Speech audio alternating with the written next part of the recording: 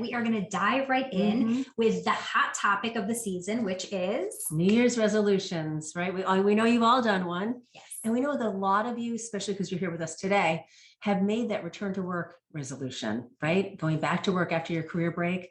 And we encourage you to do that. We know it can be done. We've both done it ourselves, but we want to make sure that before you make that really important resolution that you do these 3 things first. Right. So the first one is to keep it simple and start with the basics. So Suze, break that down for them. Sure. They're kind of 2 essential basics. And the first one is know who you are. You're not the same person who left the workplace 5, 10, 20 years ago. None of us are. No, that's right. You've acquired new experiences, new skills. You may have developed new talents. These are all things you need to take stock of. So you really understand what we call your brand. You can't go out there and pitch it if you don't know what it is. But then the second piece, equally important, is knowing your audience. Who are you trying to appeal to? Who do you want to read your resume? Where do you want to work? Right. What type of industry, what type of company, what type of field, what type of people? So really understanding those 2 basics, who you are and what you're going after, will be the perfect first step for you, the best first step for you. Right. And a strategy that we teach that is really helpful is called explore and assess. So here's how that works. You can go back and talk to old colleagues that you worked with before you took your career break and really explore what's happening in that industry now, what opportunities are there, and assess, is this a fit for me? Is it a fit for my life now? And then you could explore and talk to people in your community on the sidelines of your child's soccer game, or maybe as a part of your church organization that you belong to. You can connect with them and hear about maybe some interest in an industry that is not something that you've ever done before, and see if that is a fit for you. So you're going to explore these different options for yourself, and then you're going to assess whether or not they're a fit for your life. And that assess piece leads us to number 2, which is to really understand what your priorities are. So for instance, I may be talking to Kelley on the sidelines and find out that I love her job. It sounds exactly like what I want. It's a great fit for me. However, it's 60 hours a week and 50% international travel.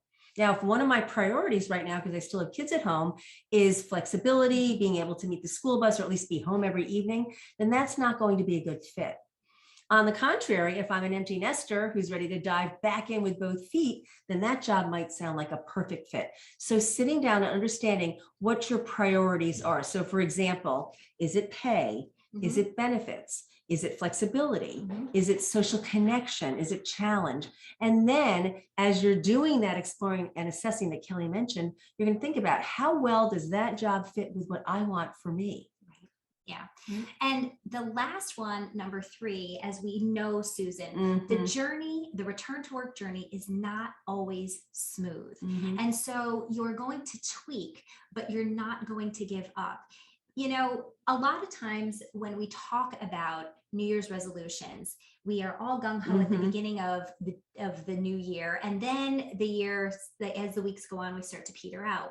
Well, that's because we can have what's called the perfectionist fantasy. It all has to go this certain way. And if it's not going that way, what do? We bail. But that is not what you're going to do here, because you can't have a perfectionist fantasy around the return to work journey. We know that as experts that have worked with thousands of women returning to work. What you're going to do is you're going to maybe hold a vision for yourself of, here is what I would like to attain. Here's what I'd like to go, but I might have to tweak along the way if it's not going well. And there are pretty much 3 common places where people need to tweak. I think the first one is expectations. Right. So we see this really, and this is true for anyone who's looking to either change a job or get a job. It's, I'm going to land a new job in 30 days, 60 days, whatever your number is. Don't set that kind of number on you it. might, but don't do that.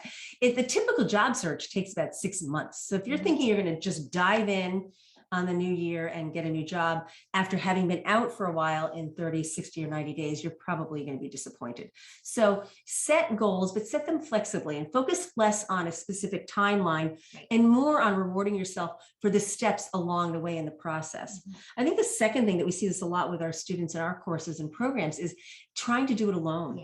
This can be a really, I mean, there's rejection involved. There is, just challenges and putting yourself out in a way that you haven't done in a long time, you can do this so much more successfully, so much more comfortably if you have some company. Yeah. And so then that brings us to the third one that really is about taking care of yourself on the journey and slowing yourself down when you have weathered rejection and giving yourself a minute to recalibrate, pick yourself back up again, and move on. Taking care of yourself on the return to work journey is so important. And it's going to allow you to stay with this resolution of returning to work. And allow you to present the best version of yourself when you go out there. If you have a specific question you want to ask us, just write it right down in the comment box. We do check and we will get back to you. If you liked the content here today, we have plenty more content for you. You can like and subscribe.